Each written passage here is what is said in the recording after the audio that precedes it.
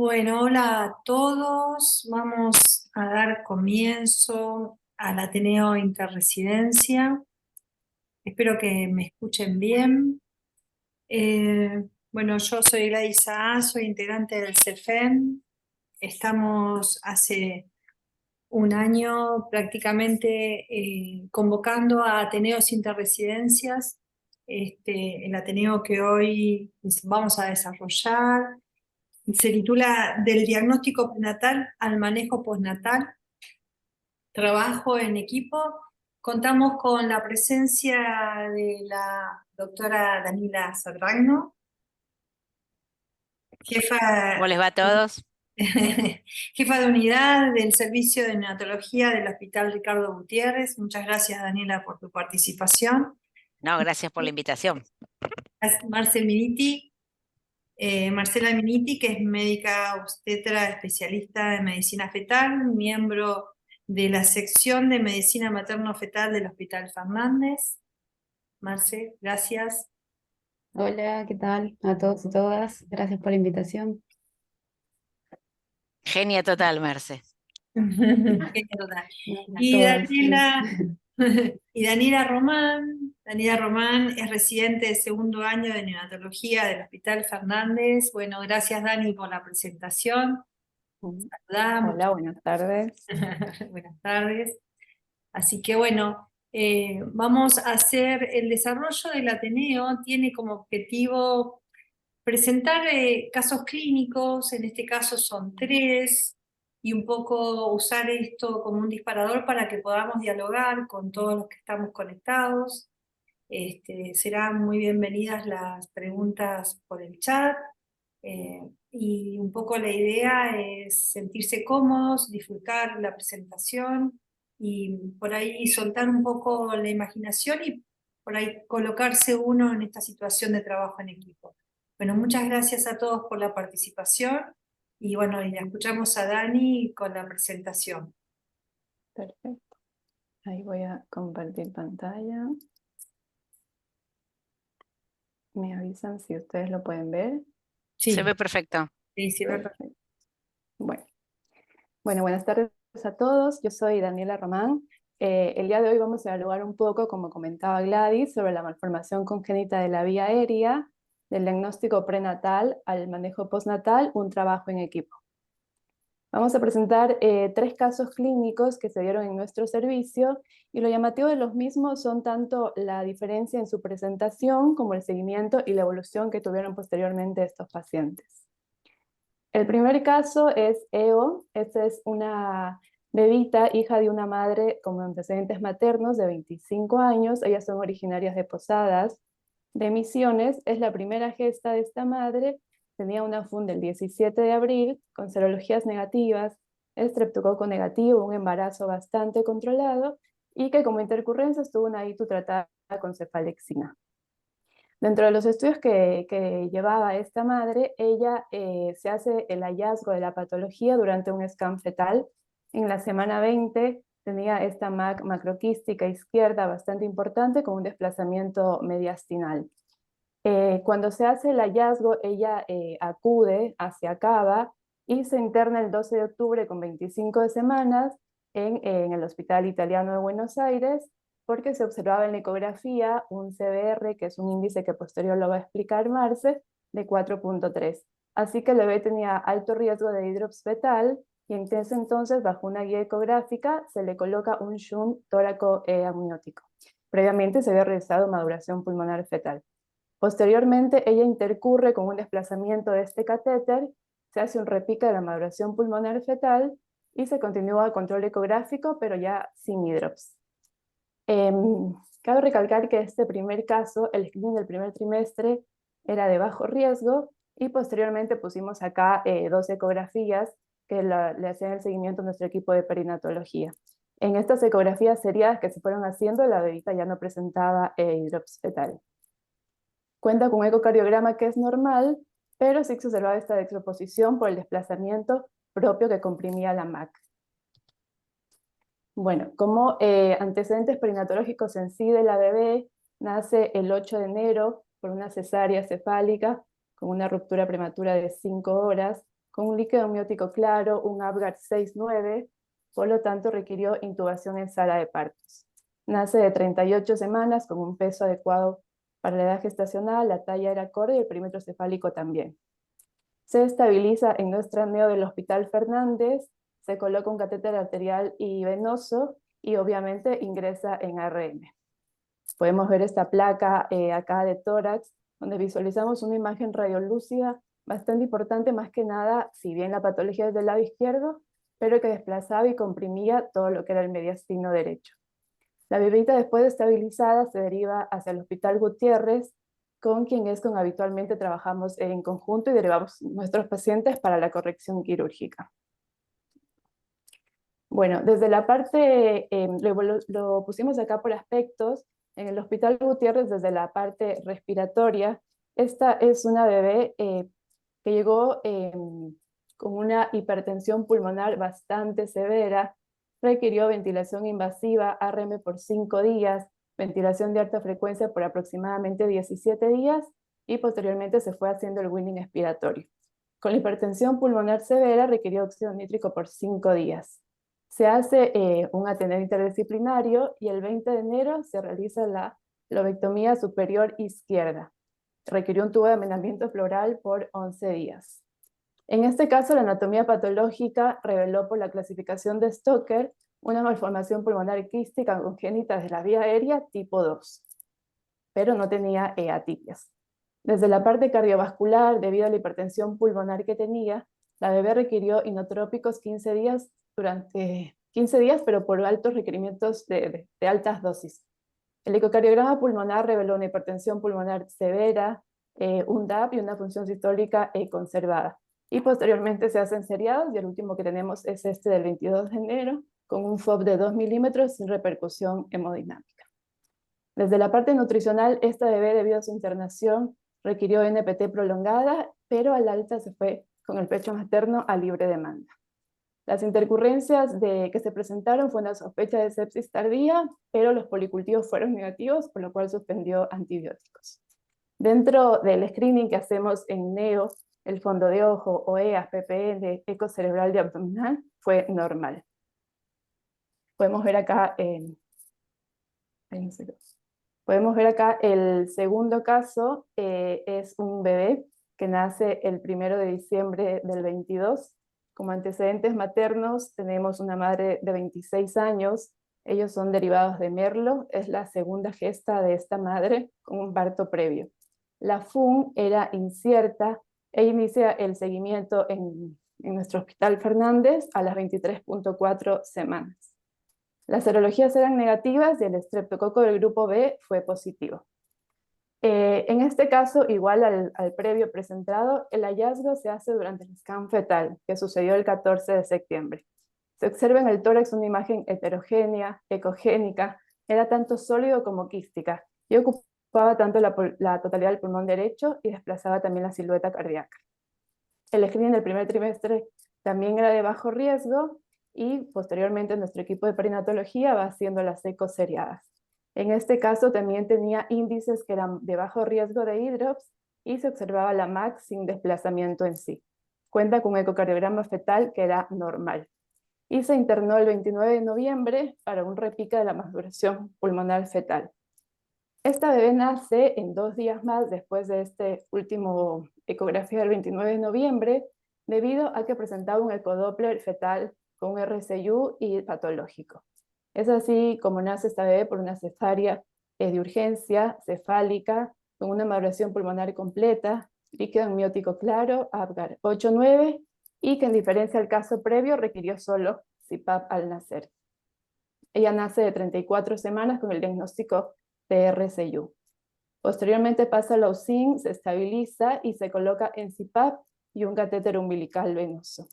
Podemos ver esta imagen inicial que le hicimos a la paciente, donde se observa una imagen radioopaca importante del lado pulmonar derecho. Posteriormente de la estabilización la derivamos al Hospital Gutiérrez, con quien trabajamos para la resolución quirúrgica.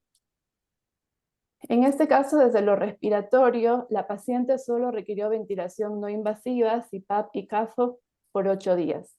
Fue evaluada también por el servicio de cirugía y debido a que la paciente tenía estabilidad respiratoria, se decide realizar un ataque de tórax para valorar la lesión. Se ve esta lesión, como pueden ver en las imágenes acá en el corte axial, una lesión multiquística en el lóbulo inferior del pulmón derecho, que se encontraba parcialmente ocupado. Y algunas imágenes eran compatibles con la malformación adenomatoidea quística. El parénquima pulmonar remanente impresionaba aumentado de densidad, pero en este caso se decidió la conducta quirúrgica diferida debido a esto que ya mencioné, la estabilidad respiratoria de la paciente.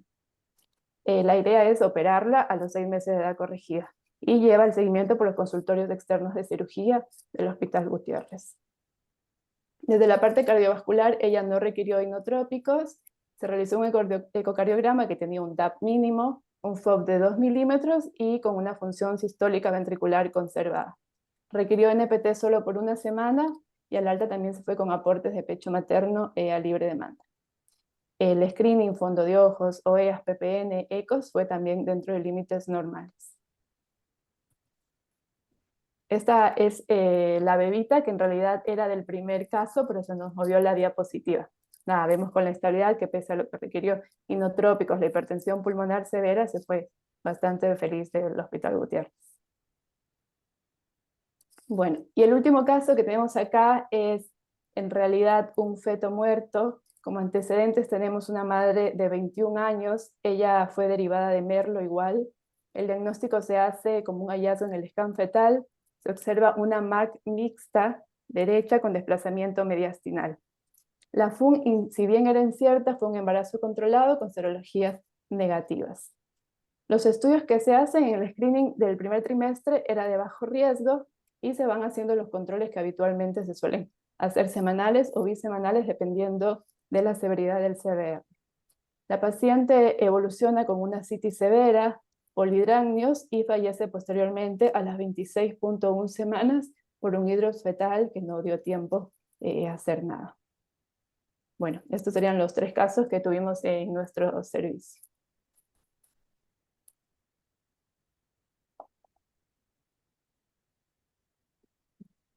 Puedes dejar de compartir, Dani. Muchas gracias. Gracias, Dani. Perfecto. Muy buena la presentación. Bueno, un poco la idea era compartirlas. Son 3 casos bastante distintos en cuanto al inicio y al final, ¿no? No sé, Marce, si podemos empezar un poco con lo que planteó Daniela relacionado con el índice, que me parece que es bastante orientador. Si te parece, Marce, lo desarrollas. Sí, sí, Dani, compartí la presentación, así yo les muestro. Bueno, yo soy obstetra, como habrán escuchado en el comienzo de la presentación, así que para mí es un placer estar acá rodeados de neonatólogos, porque sin ustedes la verdad que nuestro trabajo no sirve para nada. Pero bueno, les quería mostrar un poco qué es lo que nosotros hacemos, qué es lo que vemos en el feto. Espero que, bueno, voy a tratar de explicárselos de la mejor manera, porque probablemente o quizás no estén tan acostumbrados a ver imágenes ecográficas, pero me gustaría que puedan llegar a entenderlo para saber qué es lo que hacemos y qué significa todo esto del CBR y demás. Bueno, ahí en pantalla en principio están viendo la imagen ecográfica este es del segundo caso, que era una imagen más sólida, que Daniela lo dijo como una MAC, una malformación adenomatoidea quística, como antiguamente se llamaba, y que actualmente la verdad que lo nombramos así porque resulta más familiar. Es una MAC sólida y tenía algunas áreas quísticas que después se vieron muy bien ahí en la tomografía que mostramos. Entonces, lo que están viendo en la pantalla ahora es hacia la izquierda, es un corte axial del tórax, es como una rebanadita que cortamos del tórax, a donde se ven si yo le señalo con mi flecha no lo ven, ¿cierto? No. Bueno, hacia arriba está la silueta cardíaca, que está un poco desplazada, y hacia abajo ven la medida, esas mediciones, los caliper que están midiendo, como esa imagen sólida, ecogénica, que es la lesión pulmonar. y hacia la derecha, en la foto de la derecha, lo que ven es esta lesión pulmonar, pero de una vista longitudinal. Entonces, lo que se hace es medir 3 diámetros de esa lesión pulmonar, un anteroposterior, un transversal y un longitudinal. La siguiente, Dani. Bueno, esta es la misma paciente que lo que les quería mostrar que era interesante es esto es un corte entonces longitudinal donde se ve toda la masa sólida en el pulmón y abajo en la base del pulmón, en el lóbulo inferior del pulmón, se ven esas áreas de pequeños quistes, que después si quieren volvemos a ver la tomografía, pero es exactamente igual. La siguiente.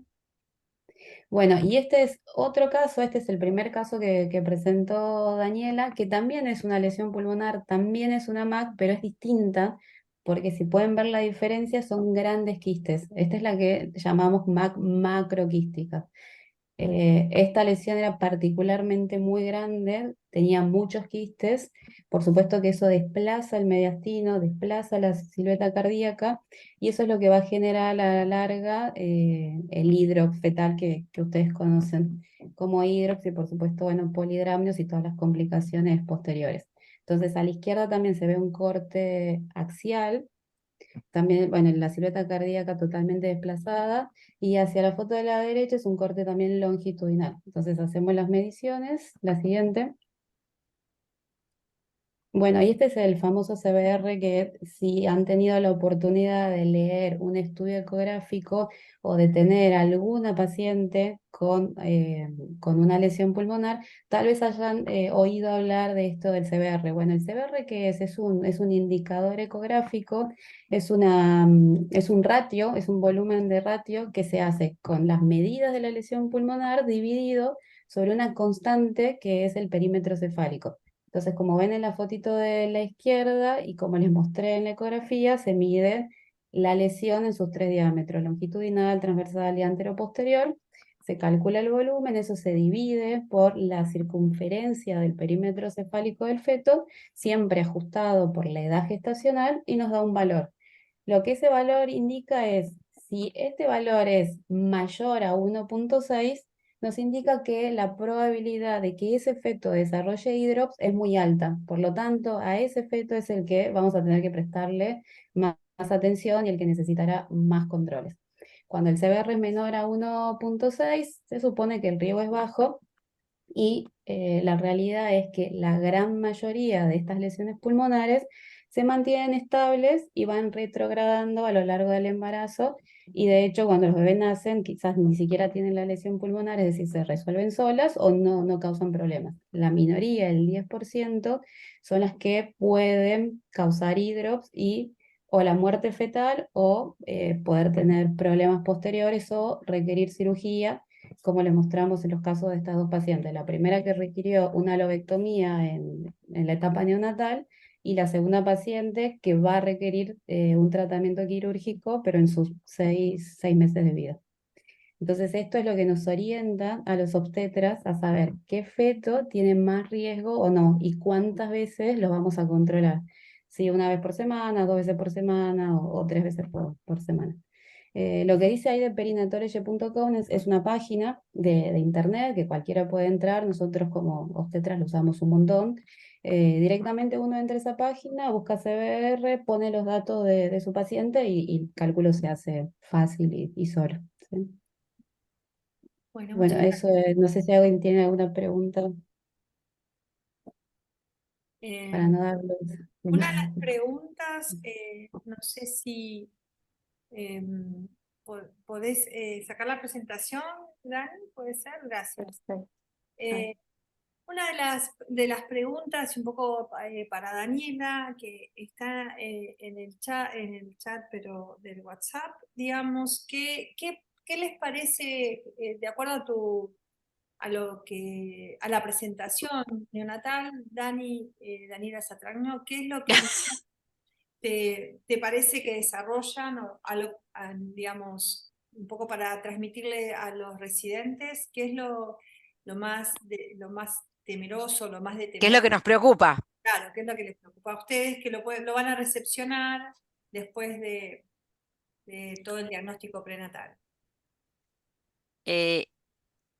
En En realidad, digamos, como todo niño que tiene algún grado de compromiso pulmonar al nacer, y la realidad es que lo que dice Marce es, bueno, si tiene un índice por arriba de 1,6, ojo, va a tener hidrops y ese chico obviamente va a tener como mucho más mirada, seguimiento. Así todo, cuando uno lee lo que encuentra, más allá del hidrops en sí, es que es difícil predecir el comportamiento postnatal. Obviamente que si yo voy a recibir, el chico no respondió a lo que le hicimos intraútero y voy a recibir un hidrops, voy a recibir un chico grave, gravísimo. Pero más allá de eso, en general, aunque no tenga hidrops, es difícil predecir cómo se van a comportar. Por el cual me parece que la primera cuestión es, yo le llamo el operativo comando de sala de parto, ¿no? O sea, es preparar todo para recibir un chico grave. Más allá de que haya algunos, como vimos ahí en esta variedad de los 3 pacientes, que se comporten, ¿no?, más benignamente o con más compromiso. Lo llamativo de estos 3 pacientes es que los 3 se dieron medianamente al mismo tiempo. Entonces teníamos 3 bombas de tiempo casi al mismo tiempo. Y de hecho se comportaron bien distinto, ¿no? Uno falleció intraútero, no, el hidrops no dio tiempo, era un paciente indudablemente muy grave, y los otros 2 se comportaron bien distinto, ¿no? La primera bebita, que tenía el quiste grande, que se le puso el shunt, que el shunt se le salió o el feto se lo sacó, bueno, esas cosas que ocurren intraútero, pero que ya había cedido el hidrops, ¿no? Corregime, Marcela, si voy bien con eso. Y cuando nació, requirió mucha soporte ventilatorio, de asistencia respiratoria, de hipertensión pulmonar. Fue una nena gravísima hasta que, bueno, como toda hipertensión pulmonar que uno va tratando de manejar, en algún momento pudimos pasar ese periodo más grave y ahí recién la discutimos para tratar de ponerla en quirófano, que no fue fácil la decisión porque costó un montón. Tanto es así que costó que no tiene imagen de TAC previa a la cirugía porque era un operativo muy complejo llevar la tomografía, ¿no? Son chicos que hay que llevar ventilados, el tomógrafo, piensen que el tomógrafo es frío, bueno, se complica el monitoreo adentro de todos esos tipos de equipamiento, digamos, ¿no?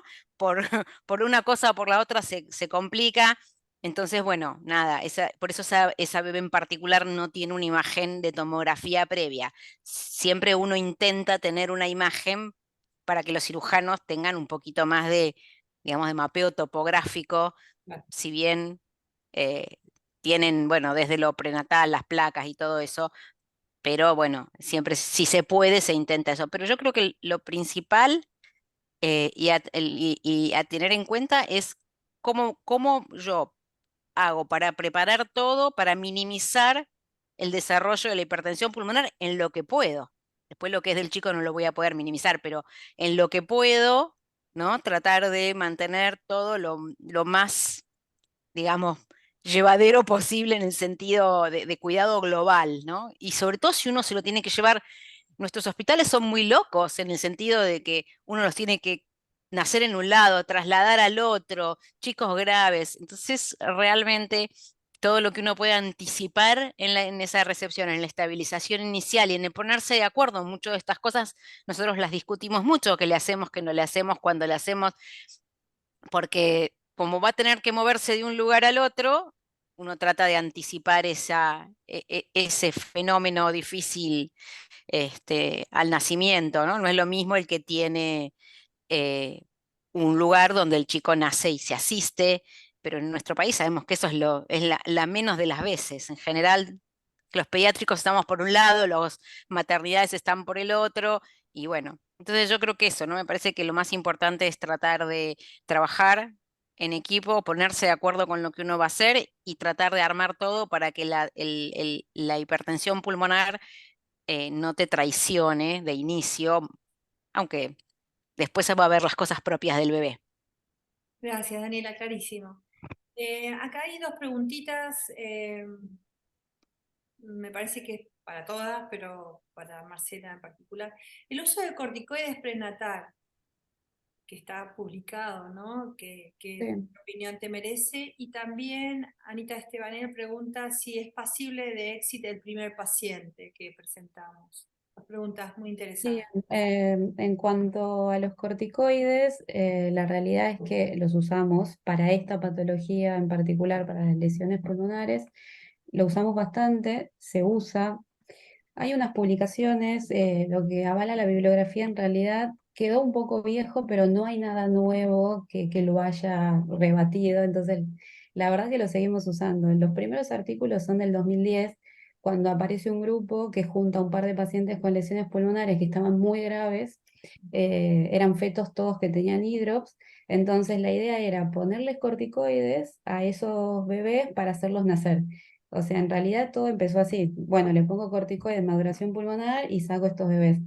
Y cuando los iban a controlar a las 48 horas, veían que el hidrops iba revirtiendo o que la lesión pulmonar se achicaba. Entonces ahí empezaron a pensar que los corticoides podían tener algún efecto en la regresión de la lesión pulmonar o incluso en la regresión del hidrops. A partir de ahí, del 2000, dije 2010, perdón, es mucho anterior, mucho más viejo todavía del 2002. A partir del 2002 es que todos usamos corticoides. Lo cierto es que no se sabe mucho si realmente hace que regrese la lesión pulmonar, pero tampoco le hace daño. Son fetos generalmente que se diagnostican en el scan fetal o a partir de la semana 22, menores a 34 semanas, es decir, en una ventana de edad gestacional que los corticoides no harían daño. Por lo tanto, hacer un ciclo de maduración pulmonar no está mal y a veces es cierto que regresa la lesión. No, no todas las veces, pero bueno, sirve, no hace daño, entonces lo seguimos haciendo. Esa es la Sí. finalidad de intentar un primer ciclo de corticoides cuando se diagnostica una lesión pulmonar en un feto.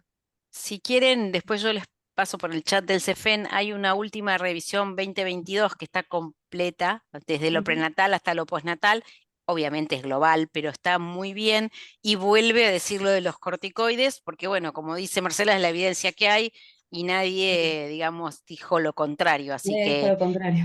claro, así que bueno, nada, está descrito como un efecto favorable dentro de una patología grave.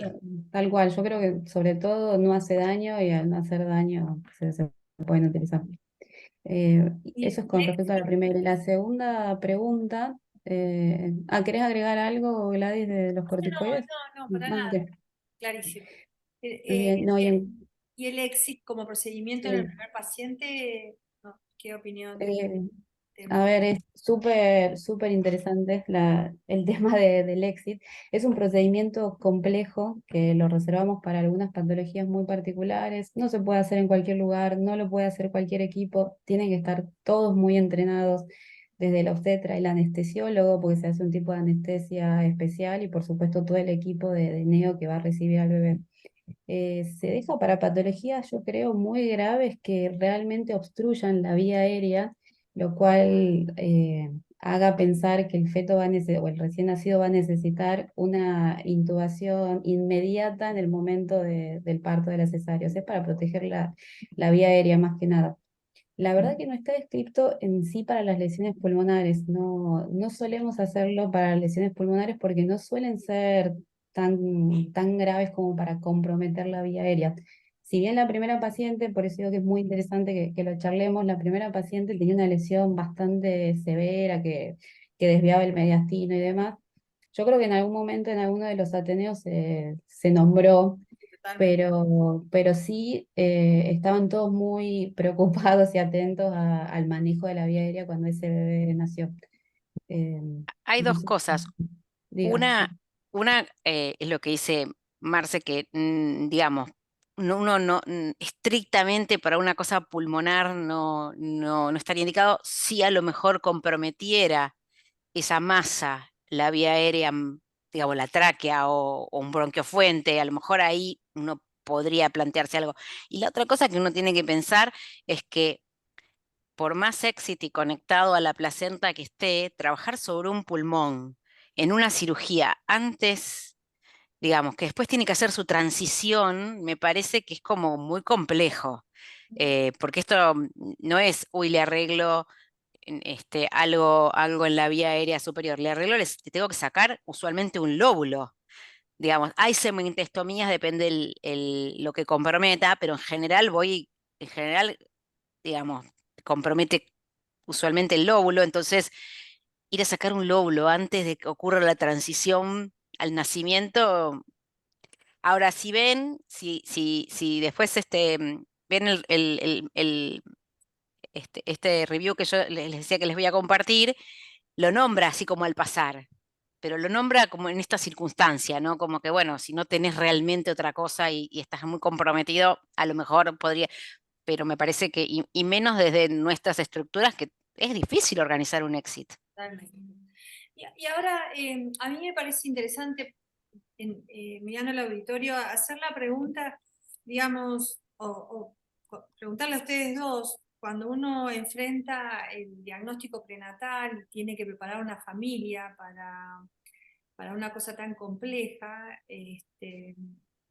digamos, ¿qué conceptos se desarrollan, ¿no? Porque así como vos decías, Marcela, que hay un porcentaje muy alto que puede resolver, digamos, cómo maneja uno la angustia y la incertidumbre de la familia, y por otro lado plantea la conexión, como nosotros hacemos con Daniela, para tener un lugar con la gran posibilidad que haya que internarlo. Dentro de todos los conceptos también esté la gravedad como posibilidad, ¿no? O sea, cómo abordan el tema del consejo hacia las familias, y qué cosas le comentan, cómo lo desarrollan. A ver, la realidad es que lo primero que le transmitimos a la paciente y a la familia es que el 90% tiene un comportamiento benigno, si se lo quiere llamar así. El 50% desaparece, el 40% se mantiene estable y muy pocos requieren tratamiento quirúrgico postnatal, muy poquitos de esos. Es decir, que el 90% va a andar bien. Lo que hay que transmitirle a la paciente es que es una patología rara, que no se asocia con otras malformaciones habitualmente, que no se asocia con síndromes genéticos, que no se asocia con aneuploías o problemas de cromosomas habitualmente, y que tiene un curso dentro de todo benigno, en el 90%, que es un montón. Obviamente hay que aclararle que hay un 10%, que es la minoría, pero que puede existir, que puede ser más grave, que puede desarrollar desplazamiento del mediastino, hidrops, y que en el caso de hidrops hay algunos tratamientos intrauterinos que son raros, pero se pueden hacer. Por ejemplo, el primer caso que requirió un shunt tóraco amniótico, y que eso va a favorecer la desaparición del hidrops y mejorar el pronóstico. O sea, que existe, que la posibilidad existe, y que el 10% entonces podría empeorar. Y que hay algunos muy poquitos que van a requerir un tratamiento quirúrgico, como las dos primeras pacientes, ya sea en el periodo neonatal inmediato o en los primeros 6 meses de vida, pero son bebés que, bueno, eso lo van a decir mejor ustedes o Daniela, que son bebés que después andan bien después de la cirugía, no tienen mucha morbilidad, ni a corto ni a largo plazo. Entonces creo que eso es lo más importante de transmitirle a la familia. Bueno, por supuesto que siempre cuando alguien diagnostica una malformación fetal, es un problemón para la familia, para la paciente que esperaba en un embarazo totalmente normal. Y para eso, lo que decimos siempre, es importante todo el manejo perinatal. Nosotros tenemos dentro del equipo a la doctora, eh, a Grace, a la doctora Basso, se me fue el apellido, que hace todo un apoyo también psicológico, por decirlo de alguna manera, donde tienen un soporte importante, tanto para la paciente y la familia, como para nosotros obstetras y para los neonatólogos que van a recibir al bebé también. No, y una de las cosas más importantes que hacemos es que las pacientes vienen a niños, nosotros, bueno, nos sentamos con ellos, charlamos de las posibilidades, de lo que ya sabemos, les decimos que conocemos a su bebé, que los charlamos todo el tiempo, que sabemos cómo está, y les mostramos la unidad, si hay algo parecido internado, bueno, nada, les decimos que ahí hay otro bebé que tiene una cosa parecida o lo mismo, y eso también ayuda un montón en tranquilizar a la familia, digamos, dentro de lo que es uno puede digamos, pero es eso. Ahora, después, obvio que uno nunca puede decir 100% todo va a estar bárbaro, pero bueno, la realidad es que la mayoría de estos chicos, muchos las lesiones retrogradan intraútero, otros no. Y la otra cosa es que si el chico muchos de estos chicos están asintomáticos, ¿no? Acá justo no vimos ninguno de los asíntomas. Bueno, sí, en realidad tuvo pocos síntomas el segundo bebé, pero esos asintomáticos se esperan. Este segundo caso nosotros todavía no lo operamos, todavía no llegó a los 6 meses, está ahí cerquita de los 6 meses, y la cirugía se difirió. O sea, ese chico sí tuvo una imagen, lo discutimos, qué sé yo, y como la verdad que incluso podía comer bien, succionaba perfecto, tomaba la teta y qué sé yo, decidimos control ambulatorio estricto y nada, y se operará programado, que nunca, digamos, que nunca es el mismo riesgo, ¿no? Operar un neonato que operar un chico de 6 meses. Entonces, si se puede esperar, se esperará, y si no, será como la otra bebé que, nada, requirió cirugía de inicio, pero muchos salen de la unidad sin, digamos, con el control y sin la cirugía inmediata.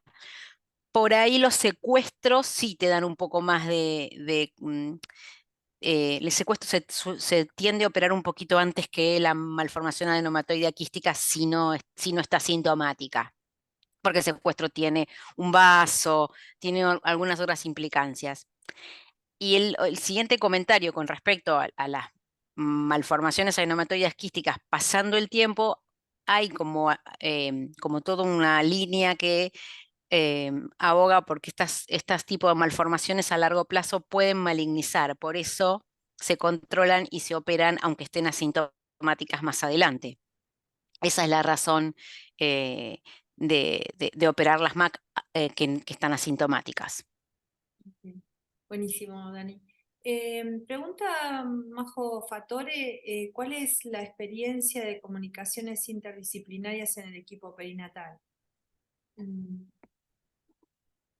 Bueno, es lo que estábamos charlando, ¿no? Creo, hace un ratito un poco de eso. Creo personalmente que nuestra unidad, nuestra sección, la comunicación funciona bastante bien. Bueno, algunas veces tenemos nuestros desencuentros, pero es normal, por supuesto, de un equipo donde se discuten conductas. eh, pero a lo largo de estos años creo que cada vez se hace más fuerte y es importante también tener paciencia, no se hace de un día para el otro, lleva sus años, implica muchos actores en la misma escena de diferentes especialidades, pero bueno, no hay que olvidar siempre que el fin es el bienestar tanto del bebé, del feto y de la paciente.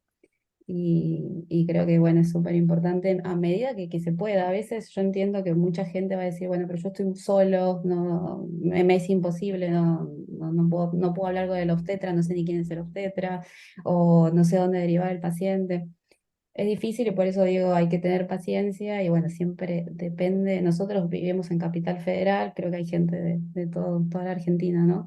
Capital Federal por ahí es una burbuja, entiendo que en el interior, en otras provincias, la cosa se hace más difícil, pero bueno, hay que intentarlo, hay que tener siempre canales de derivación, teléfonos, siempre estamos abiertos a que nos llamen, a que nos consulten, que nos manden un mail, lo que sea, para poder hacer más fácil el trabajo.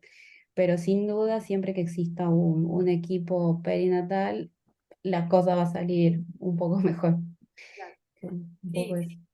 este, yo agrego que claramente el desarrollo del grupo perinatal, que como vos decís, Marcela, fue un desarrollo de muchísimos años, que ahora es una sección recién inaugurada en nuestro hospital, después de una construcción de muchos años, eh, es el desafío de la posibilidad de disminuir la mortalidad y en eso, digamos, todo lo que eso implique va a estar siempre bien recibido, ¿no? Esto es una construcción, no sé, como vos decís, no se hace de un momento al otro y es seguir andando, ¿no? Que creo que ese es el desafío. Majo también pregunta si estos pacientes con, por ejemplo, con MAC, deberían estar incluidos en la profilaxis prealta de anticuerpos monoclonales para sincicial respiratoria.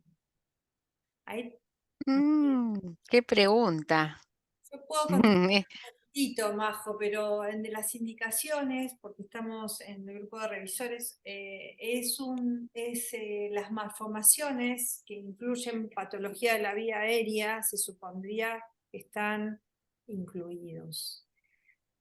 Si dan sintomatología crónica, deberían estar incluidos. Sí, Daniela, ibas a comentar algo. No, sé que es una pregunta difícil, no está así como oficial.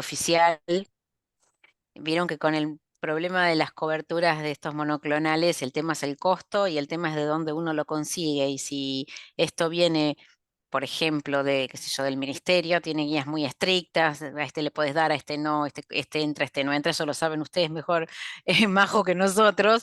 Y ahora, un chico de estos que tiene un cierto, por más que esté asintomático, tiene un cierto hándicap respiratorio, un sincicial en pleno invierno y puede llegar a ser un estrago. Eso es cierto. Yo creo que toda la patología pulmonar o respiratoria o de vía aérea superior crónica termina siendo finalmente una indicación, ¿no? Más tarde o más temprano. Pero bueno. Yo quería preguntarte, Marce, también, o que nos comentes, ¿cómo es el tema de colocar un Zoom? ¿Es un procedimiento fácil, complicado, requiere mucha experiencia, es de abordaje relativamente sencillo? Este, Ok. A ver, en primer lugar, el yun pleuroamniótico se reserva para algunos casos determinados, no se hacen todas las lesiones pulmonares. Estos casos determinados son lesiones macroquísticas, como en la primera paciente, no sé si se acuerdan también la foto donde se veían unos quistes muy grandes, y que además de tener esos macroquistes, tengan desplazamiento mediastinal y tengan hidrops. Sería como un tratamiento para el hidrop, por decirlo de alguna manera. No se hace entonces en todas las lesiones pulmonares. Eh, es un tratamiento relativamente sencillo, lo diría, no lo puede hacer cualquiera, por supuesto que necesita de un centro de complejidad y con gente que ya lo haya hecho, o sea, que tenga experiencia, pero relativamente se hace fácil. Se hace de hecho con anestesia local de la mamá, con una aguja fina, donde se inserta el catéter, se pincha el pulmón perdón, el tórax, se entra al quiste y es un catéter que se llama pigtail o cola de chancho, que tiene dos extremos. Un extremo queda del lado del quiste y el otro extremo queda hacia la cavidad amniótica. Entonces lo que hace es drenar ese quiste para que la masa, para que se achique y por supuesto no genere desplazamiento mediastinal y se mejore el hidrox. Ese es el objetivo en ese caso. Está bien descrito para las lesiones pulmonares macroquísticas. Por supuesto no sirve para el resto, las que son sólidas, no sirve para los secuestros pulmonares. Es raro porque la lesión en sí es rara, es poco frecuente que aparezca un bebé con estas características. Y complicaciones tienen muy pocas, en realidad las complicaciones descritas como rotura prematura de membranas o infección amniótica es muy bajito, así que es seguro. Por supuesto, en manos de alguien que sepa lo que está haciendo, el procedimiento es seguro. yo tenía Quieren que les muestre para una foto, una fotito ahí del catéter, si querés, Dani, ponerlo. dale, que va a ser bastante ilustrativo.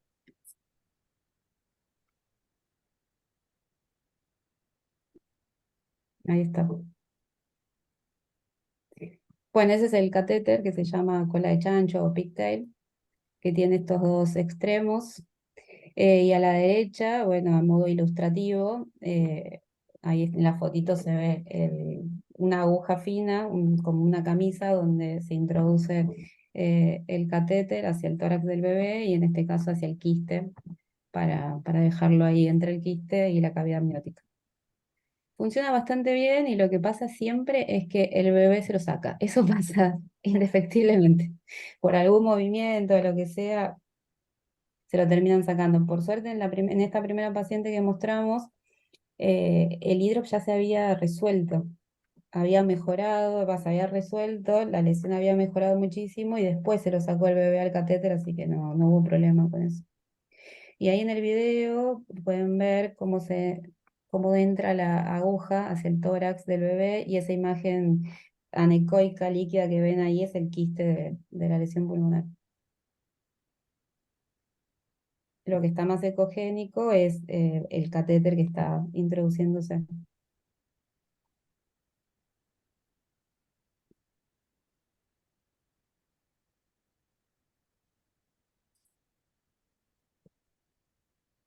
Hay otros tratamientos, por ejemplo, para los secuestros pulmonares. Acuérdense que el secuestro pulmonar se diferencia porque tiene un vaso nutricio que va directamente desde la aorta a alimentar el secuestro.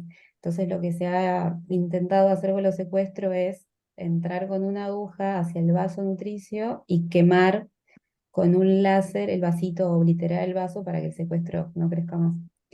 Bueno, y ahí ven el catéter que quedó perfecto, no sé si lo llegan a ver, eso que se ve bien blanco, bien ecogénico, es el catéter que está puesto entre el quiste y la cavidad amniótica, y incluso se ve cómo sale líquido, ¿lo ven?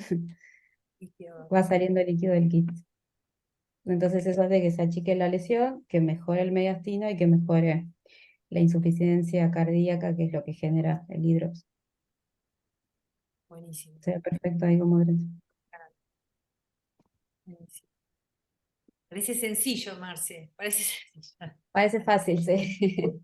A veces, si el feto ayuda, como siempre, si el feto está bien puesto, la verdad que es sencillo. Se pone anestesia también, le ponemos pancurionio y fentanilo para que el bebé se quede quieto y para que no le duela, y después se hace la punción. Anita Estebanel pregunta si existe actualmente dentro del programa de residencia neonatal la rotación por medicina fetal. Nosotros podemos contestar que sí. Para nuestra residencia, sí, Para no nuestra sé cómo residencia. se manejan las otras, sí. Y un poco en el programa, no sé, Dani, si querés comentar algo, un poco es la idea, Daniela Satraño, qué opinión te merece, si tiene que tener un espacio en la formación de un neonatólogo, este trabajo. Yo creo que es re importante. O sea, los neonatólogos no somos solo lo que ocurre del nacimiento en adelante y la terapia intensiva. Vamos a hacer un montón de cosas si uno puede anticiparse. Y aparte, yo creo que uno entiende mejor el paciente, ¿no? Si lo puede ver desde distintos aspectos, uno lo entiende mejor y puede tomar mejores decisiones. Para mí es fundamental. Yo creo que es un pilar de la formación. Yo creo que uno tiene que ser un buen perinatólogo, ¿no? Además de un buen intensivista. Más allá de que después te toque como a mí trabajar eh, más en el intensivismo, pero digo, me parece que es re importante, ¿no? Y es como un pilar en la formación. Sí, y yo agregaría un poco deficitario, digamos, en el sentido que recién ahora se toma un poco más de cuerpo y tiene lugares como el hospital, que uno puede transitar lo que decía Marcela y Daniela Satragno, esto del intercambio fluido de criterios, decisiones, momentos. Ahí preguntaban si hay una red de derivación. No sé, Marce, si querés contar todo el trabajo que tiene el grupo perinatal del Hospital Fernández, del cual formamos parte, todos los que ven ustedes en este momento como anfitriones, tiene un trabajo un poco a distancia, y no sé si querés contar los números o algo por el estilo, Marcio, o lo que te parezca significativo relacionado a eso, ¿no? La comunicación Eh, con el interior. Sí, igual mira, entiendo la pregunta que lo que quieren preguntar es si el bebé se puede derivar como recién nacido. No dentro de la panza de la mamá, no le Perdón, parece mal. entendí al revés. Hay una red de Claro. derivación cuando el diagnóstico se hace, pero el paciente nace fuera de cava y no se deriva en panza. Tenés razón. Bueno, Ya si está fuera de la panza, no es mío. Ya no- no, tenés razón. Dani, entonces, Lo que pasa es que cada vez que uno sabe que o sea, convengamos que hoy por hoy son pocos las veces que uno realmente no sabe que una malformación van a hacer. En general uno algo tiene. El problema es cuando nadie se hace cargo de esa malformación y la señora llega a parir y después tenés la papa caliente que decís a dónde la mando. Entonces andás, y nos vamos a entender, anda llamando por teléfono, a ver quién tiene una cama, quién me puede dar una mano con este paciente. Y la verdad que entonces el traslado es un traslado más difícil, la anticipación de la que hablábamos, de que estos pacientes se benefician, no está. Entonces me parece que es importante empezar a trabajar con los obstetras, más allá de que uno tenga o no la complejidad necesaria. Pero si uno trabaja en conjunto y se pone de acuerdo, y la otra cosa importante es que muchas veces por ahí algo se discutió, pero no se discutió con el centro que lo va a recibir. Entonces el centro que lo va a recibir puede decir, no, mira, a mí la verdad que me hubiera gustado que me le pusieran, no sé, una batita color amarilla. Digo, eh, por ahí tiene su razón que el centro que lo recibe quiere la batita color amarilla, o no, pero es importante porque entonces el centro que lo recibe está como más preparado, ¿no? Bueno, ya lo charlamos, si van a hacer, quedamos que va, y aunque esté a distancia, medianamente uno algo fue pactando. Porque después pasa también que algunas veces los papás vienen con una información, a mí me dijeron que se va a operar. Y vos le decís, bueno, vamos a ver si se opera, por ahí se opera más adelante, pero a mí me dijeron que venía acá para operarse. No, eso es re común. Digo, eso por ahí es lo importante, ¿no? Digo, más allá de después uno, obvio que si el chico nace y nadie sabía, uno hace lo mejor que puede, pero yo creo que se pueden hacer cosas mejores y aún con menos complejidad. Si uno tiene ganas de hablar con el otro, de ver, de anticipar, porque si vos ya sabes que tenés, no sé, lo que fuera, una malformación pulmonar o cualquier otra, no importa, si vos ya sabes que lo tenés y sabes qué van a hacer, digo, por ahí está bueno hablar con el otro, a ver si el otro, porque a lo mejor el otro lo recibe con mucha más fluidez y mucho más, porque ya en su cronograma más o menos tiene una idea de lo que hay dando vuelta y lo que, entonces me parece, o incluso, por ejemplo, lo que nos pasa en la ciudad, que nosotros si sabemos que vamos a tener pacientes más complejos, por ejemplo, lo que viene por la guardia y es menor de un mes y uno le pide a la maternidad de bajo riesgo, ¿podés aceptarme este bronquiolito de 15 días? Vamos a poner el ejemplo típico del invierno. Eh, Porque entonces eso te libera la cama y ya sabes que, digamos, que la tenés para ese que van a hacer esta semana o la que viene. No sé, pequeñas cosas que por ahí ayudan. sí, hay un comentario de Constanza Sotoconti que, bueno, que estamos todos de acuerdo. Lo leo porque es clave que en equipo transmitan el informe a las familias, incluyendo al servicio de salud mental, de paliativos, etc. Sí, nosotros somos un grupo bastante grande, donde, bueno, algunos roles están bastante preestablecidos, son exclusivos para el grupo perinatal, así que es un poco, sí, todo lo que cuenta o dice Constanza está, por suerte. Y yo solamente, así en el contexto de las reflexiones que estamos haciendo, si puedo hablar de cardiopatías congénitas, capaz que es uno de los temas que más conozco y he leído relacionado con las redes.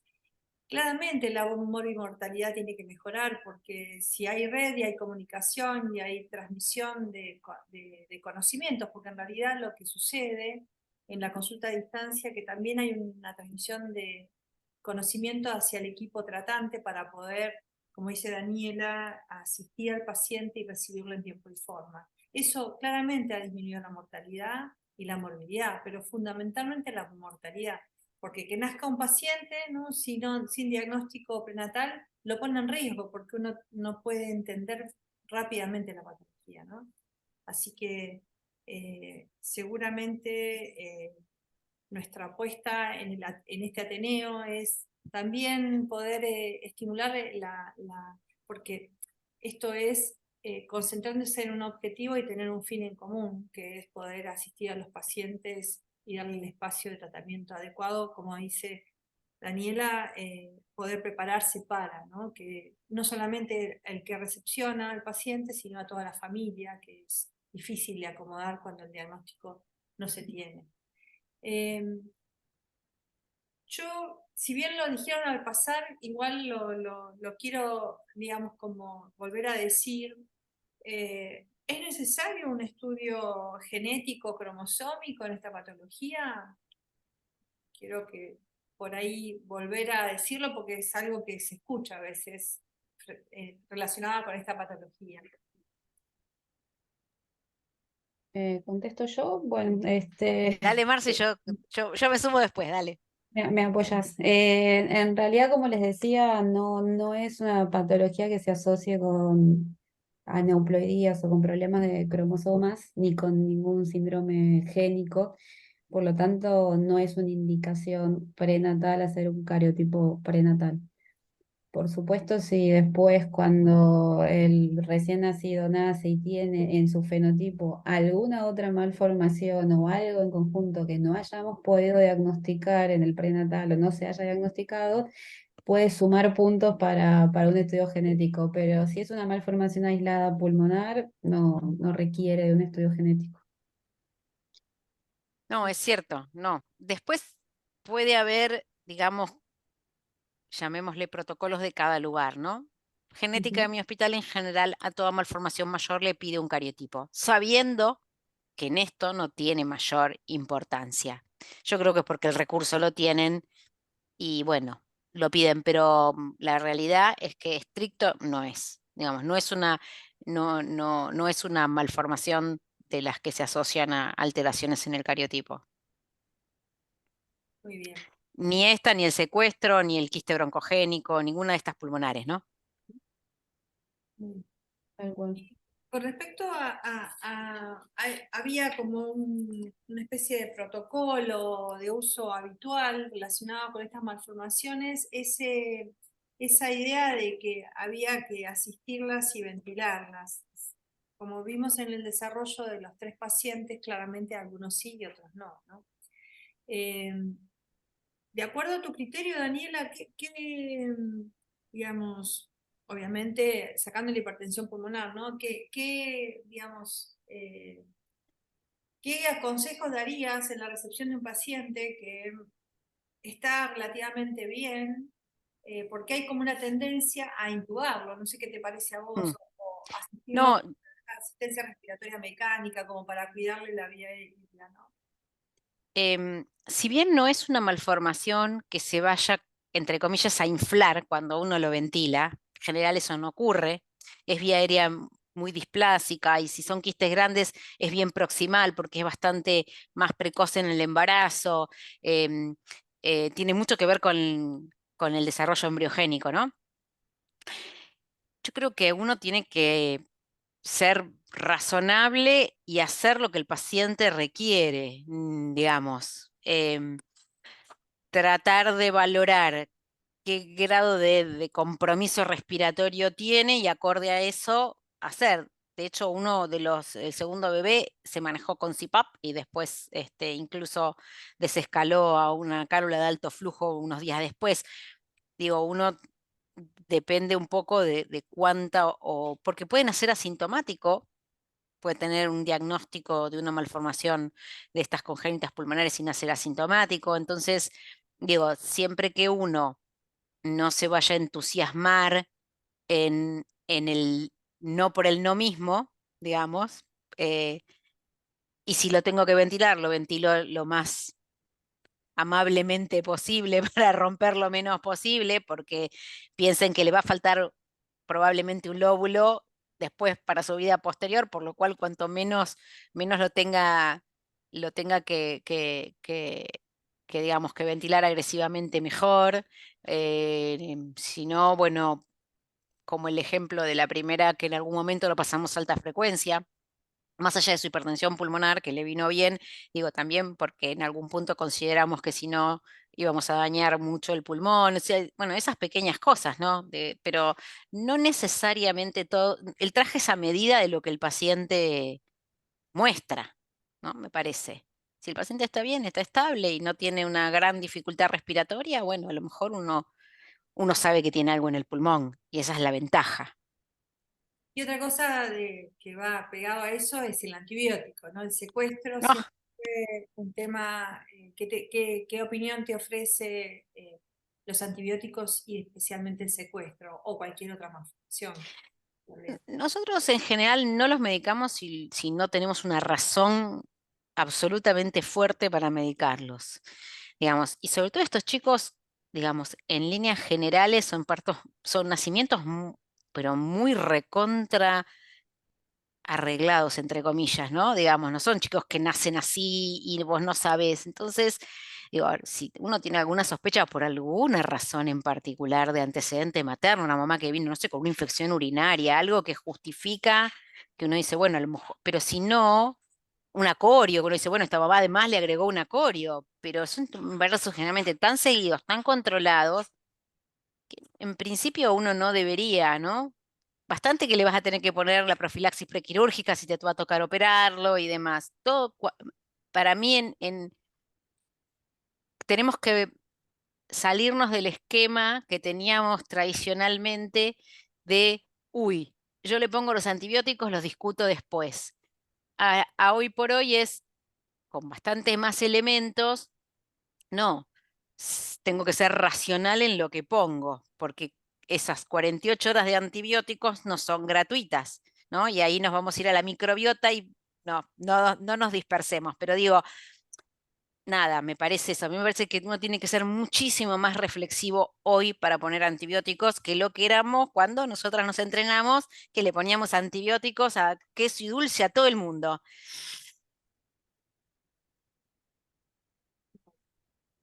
Bueno, muy bueno, la verdad, yo lo disfruté un montón. No sé si quieren comentar algo o cerrar desde cada una de sus participaciones. Muchísimas gracias por estar acá, por todo el trabajo, fue mucho trabajo lo que ven, bien, bien de equipo, con muchos datos de un lado y del otro, armado de esa manera.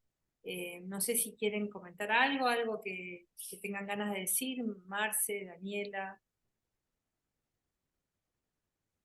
Creo que hicimos mucho hincapié en esto del trabajo en equipo, ¿no? En discutir, en ponerse de acuerdo, en trazar alguna estrategia que les sirva al equipo para resolver ese paciente, y después todo lo aledaño, ¿no? Que no es menor, como decíamos, el sostén de la familia, y bueno, nada, me parece que eso es lo que hace, más allá de que después, bueno, hay cosas que pueden pasar, como este otro bebito que se murió intraútero, bueno, que tuvimos como mucha mala suerte, porque, pero bueno, eso, ¿no? Como rescatar eso, me parece. Marce. Bueno, yo pasé ahí el mail de la sección, así que estamos siempre abiertos y dispuestos a recibir consultas, ya sea para derivar o no. Si tienen alguna duda o consulta, me parece importante siempre tener como alguien a quien poder consultarle. Así que su consulta no molesta, estamos para eso. Eh, y bueno, siempre está bueno tener alguien de confianza nada, que les pueda dar una mano. Así que ahí tienen el mail, estamos abiertos a lo que quieran, a consultas, a dudas, a sugerencias. Y la otra cosa que para perderle el miedo a las malformaciones y a la recepción, que hablábamos hace un ratito de las malformaciones, yo creo que, bueno, que es importante también un poco entrenarse en cómo se cuidan estos chicos, ¿no? Porque es lo que te ayuda en la sala de partos a sentirte más o menos tranquilo. Bueno, vos ya sabes lo que pasa con una gastrosquisis y bueno, entonces ya vas a saber que, digamos, pues, si te toca recibirla, qué cosas le vas a prestar atención, con qué no. A mí me cargan porque yo siempre digo que hay que revisar el anillo de la gastrosquisis para ver si es chico y si no animarse y hacer como una mini epicio y abrirlo si es chico para cuando llegue al lugar el pobre intestino no esté más sufrido de lo necesario. Bueno, esas pequeñas cosas, por ahí está bueno esto de salirse un poco del cuidado del prematurito y del que obvio que a todos nos gusta, pero digamos, cómo aprender, porque si bien no es la patología más frecuente, hoy por hoy las malformaciones sí son las que se llevan la mayor mortalidad. Entonces me parece que es importante desde ese lado, vamos, perderles el miedo para, si uno no va a trabajar en un lugar que resuelve quirúrgicamente, pero por lo menos sí saber qué hay que hacer en sala de parto para, nada, hacer lo mejor posible que uno le pueda ofrecer. Bueno, y nada, yo muchas gracias y solamente terminar con esta frase. Creo que todos podemos hacer equipo. También nosotros estamos en un lugar, creo, de privilegio acá en Cava y la idea de esto es estimular a todos a empezar a ver, a mirar fuera de la terapia intensiva, como dice Daniela, un poco levantar la vista y mirar desde un poco antes de la terapia intensiva, no mucho antes, y poder acompañar a un montón de familias que, bueno, que transitan también entre nosotros con un abordaje distinto. Creo que esa fue nuestra misión en este Ateneo, un poco mirar que todos lo podemos hacer, que no solamente Cava lo puede hacer. Así que es una invitación a todos los que nos están escuchando. Muchísimas Y gracias. los obstetras no son nuestros enemigos. No, no, somos amigos. Es Gracias, Danielita imposible. Román, gracias, no me olvido de vos, gracias por tu presentación impecable. No, gracias a todos y también gracias al CEFEN, nada, porque cada día nos construimos más también con todos estos Ateneos. Gracias. Bueno, un abrazo a todos. Gracias por estar. Gracias. Adiós.